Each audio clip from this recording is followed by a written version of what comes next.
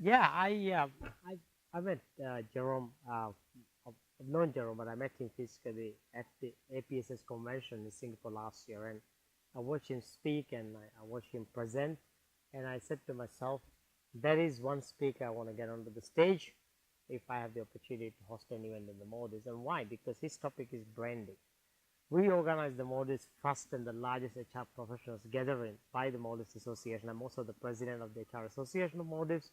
And when we were putting the agenda together, and I said, I want to get a guy who is focusing on branding, because HR department and HR professionals are and can be the biggest brand ambassadors. Of course, they need to know the hows and how you can do that, because you can't just learn that from a book.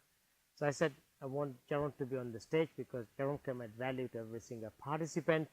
And the rest is on the agenda. I mean, he came and we put him on our day one afternoon keynote, and usually it is a very tough time because right after lunch, 400 people was alive and awake. I mean, they took so much value in it, and there was great, reviews about his speech. There's great comments about that they understood the brand from a different perspective, because you got to understand that to teach branding to an HR person is not easy.